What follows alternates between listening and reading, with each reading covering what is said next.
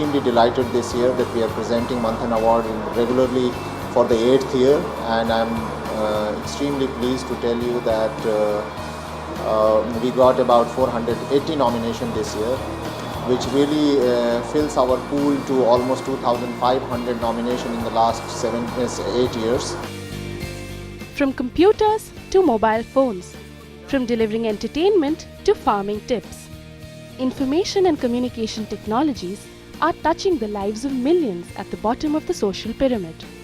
And the annual Manthan Awards recognizes those who've done the most to bring about this revolution. The nominees have grown this time from 350 to 481. That means the grand jury had its hands full, with each juror evaluating 3 categories. The grand jury process at the Manthan 2011 Awards has been a very hectic and intense process. We've had 2 days of brainstorming. We do a lot of evaluation on our own and then come to a stage where we shortlist the nominations that are eligible for the awarding. We had a lovely jury this year, very hectic. For the last 48 hours, we have only taken rest for 4 to 5 hours. The grand jury process is a 2-day affair.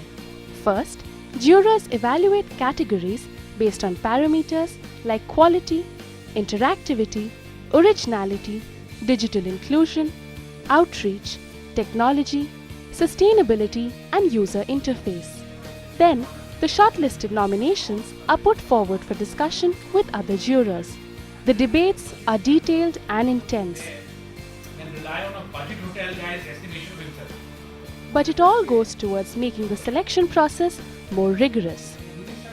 What I like about the jury process is lively debates and really the research that goes into among the jury to decide which is the better entry among all the entrants that are there. And I can assure you it's done in a very, very proper manner. There is a lot of deep research that we do. Nominations are spread across 15 diverse categories. They range from culture and heritage to e-education and e-governance. This time, e-education alone received 95 nominations and the e-governance category got 58. Interestingly, many of these entries came not from India but from other South Asian countries. One of the notice which I had in this is there were very less amount of nominations from India, more amount from Sri Lanka, Bangladesh, which is an appreciable model. The smaller countries are coming out with more and more nominations comparing to developments which is happening within India. Manthan, like the name suggests, is a constantly evolving process. Not surprisingly, jurors had a few suggestions to make. We need many more awards out of the usual Delhi, Bangalore, Kerala kind of constituencies. We need much more from, say, Gujarat or Northeast India. We also need to do much more due diligence on the entries that are coming in. They should all be not within 6 months of the actual meeting of the jury. And for instance, we also need much more information on who are the founders of these organizations, where are they getting funding from, what is the agenda of these organizations.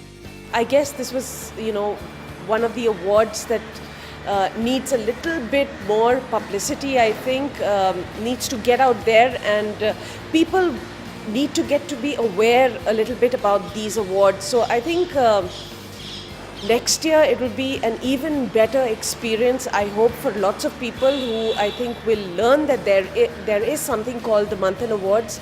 And while the learning will go on, the Manthan Awards will continue to recognize those who bring the future to everyone's fingertips.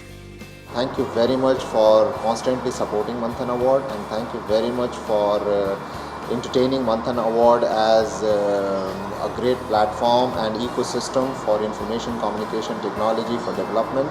And I really hope that it keeps on growing and growing and growing all across the region and even expand in different parts of the world. Thank you very much.